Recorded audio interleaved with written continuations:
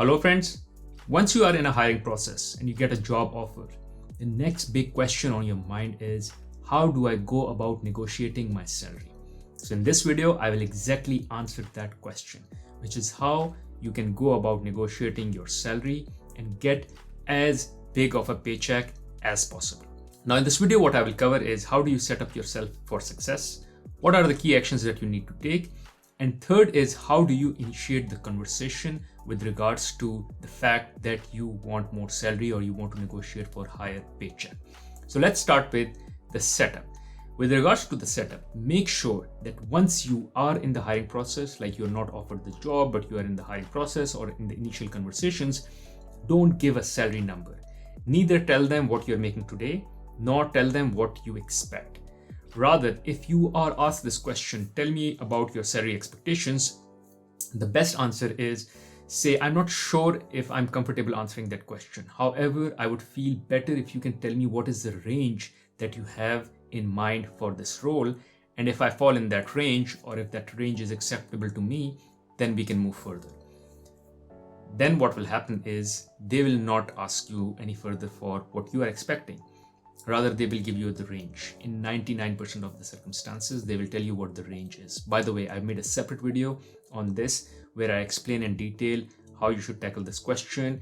And in case they don't give you the range, how you should go about answering that question, what is the kind of research you should do and all. You can check out that video here. Now, one call out before moving further. In case you find any value from this video, I have to ask for you. One, smash the like button as this keeps me motivated. Second, press the subscribe button along with the bell icon so you get notified as soon as I put a new content on this channel. On this channel, I post content pertaining to financial and career success for early and mid-career professionals. Apart from that, in case you want me to continue making unbiased content like this, you can support me on patreon.com. I will leave the link to my Patreon page in the description of this video. Now let's get rolling back into the video.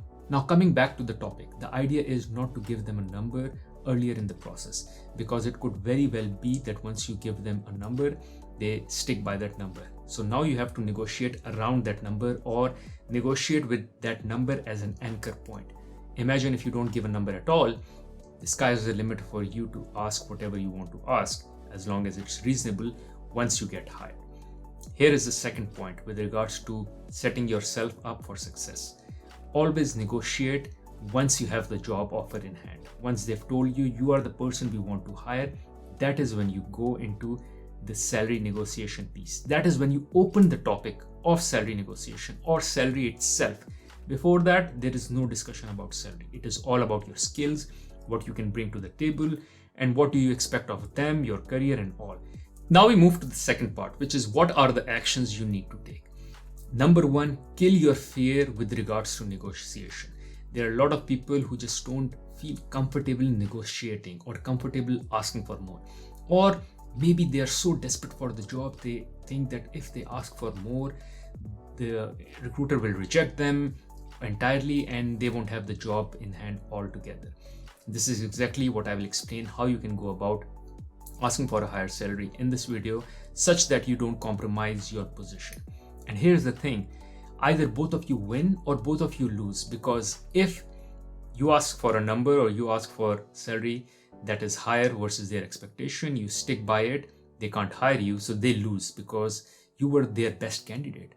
And you lose as well because you're not getting the salary that you wanted from them. So kill that fear, because if it's not like you will lose, it's not like they will lose. Both of you will either win or both of you will lose. So you have to come up with the mindset and approach this with the mindset that you are here to get a win-win situation for both yourself and for the organization. Second action for you is to research. The best way to research is you can maybe go on glassdoor.com and see what is the salary range that is being offered in the industry, in the market, or maybe in that company for that particular role. If it's a big company, probably they have their roles listed on glassdoor.com where there is salary range for each of those jobs. So check that out and research and see where you kind of stack. So whatever salary you want for yourself, is it even the range that the industry is offering or not? Because if it is significantly out of the range, like out by 40-50%, then probably, my friend, you will be disappointed when you will go and ask them for that particular salary number. So it is important for you to have some realistic expectations set. also have research done, because what you don't want to do is give them an unrealistic number. So let's say the range for that particular job is 100K and you go and end up asking for 200K, and suddenly this is like entirely unrealistic, asking for double the salary or double the base salary. So make sure you do some research so you exactly know what are your boundaries when you go about negotiating, where you have to hold back, where you can press more, and so on and so forth. Now comes the third part, which is how do you initiate the conversation. What you do is you call up the recruiter and you tell them exactly these lines: I want to make this work.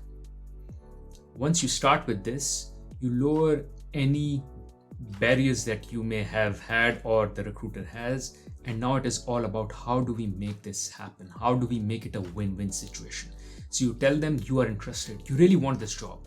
This is like your dream job, but you want this to work for you in terms of what your expectations are. So you are calling them to say you want this to work. Second is ask them for the maximum range they have for this role with regards to the salary. So you go about saying, what is the max you are willing to offer for this role? 90% of the cases you'll get an answer that this is our max. And let's say their max is, let's say 120K. This is the max we are willing to offer. Now in your mind, you kind of know that the number lies around 120K. It would be 1 or 2 or 3,000, 4,000 higher than 120K, or maybe a couple of percentage points higher than 120K. So, but you can easily get the 120K. So 120K is kind of in the bank because they have already quoted 120K as the maximum range. Now, what they mean by maximum range is also dependent on your skills. Because even if you are fit for the role, but you don't have all the qualifications that they were looking for, however, you end up still being the best candidate, but not the candidate. In that case, they will be offering you less than what their max is. So the reason they have a max is when they find a candidate who's not just better than everyone else, but is the candidate. If you are the candidate, then you get the max. However, by just asking for the max salary or max range for this role, at least you get an idea where you draw a line, or how or when you say I'll stop negotiating and I'll accept, because they have kind of already reached their max, or they are already tipping slightly above their max range. And next, what you can do is you can use that number as your anchor point in order to negotiate. If I was in your place, what I would do is I would just maybe ask for that number to begin with and let them tell me, no, they cannot offer me that particular salary because I'm missing certain skills, and hence I would be on a lower band versus the band they have as a maximum. But I would go and start asking the maximum. However, note here one challenge. If you are able to squeeze the employer, and let's say they say our max is 120 and you say, no, I want 125, otherwise I'm walking. They don't have much option because you were the best candidate. They want you, and they'll say, okay, we'll offer you 120K, which is their max range, or even 125 if you are asking slightly above the max range. They might be okay giving you all that. However, that may compromise your future incremental growth in the salary, because the company or most of the companies work with bands or ranges of salary. If you've already maxed it out, let's say their max was 120, you went for 125. Next time when you are given an increment, they will say, okay, you are already 5K above versus where you should be. So your increment for next year will be lower than what the average increment would be in the company. So you always have that risk. So make sure when you're squeezing the organization more and more in order to get more out of them, make sure that doesn't mean that they start to squeeze you once you are in the organization with regards to your increments, because you might be thinking, I get that 125K, I'm good, and then I'll be earning good increments on top of that. But what if those good increments don't come just because you're already above the band or the range they had for this role? Last tip is focus on total compensation. So even if they're not willing to increase the salary in terms of how much you want, maybe play around with the bonus, play around with the company contribution that they will offer you, or any other retirement benefits. Or it could be soft benefits as maybe vacation or some other work from home kind of benefits that they would like to offer you. Just because they can't meet your salary expectation, they would like to offer you other benefits that you can enjoy. So make sure you see the total package, because there might be instances where you might be earning less than you're expected to earn or your expectation is, but then you're getting other benefits like work from home or more vacation. which already, or truly speaking, has a lot of monetary benefit to it as well. It's just that we don't calculate it. So make sure you see it as a total package and then decide what is the salary you're okay with, what is the package you're okay with. Thank you for watching this video. In case you found this video valuable, I'm sure you'll find another video on my channel very valuable where I talk about how you can go about standing out in an organization. This is when you're starting your career, or you have a good career, or you want to develop a great career. How do you go about standing yourself out from the crowd? You can check out that video here. Other than that, I have another video on my channel where I talk about how you go about managing your manager. You can check out that video here. Thank you.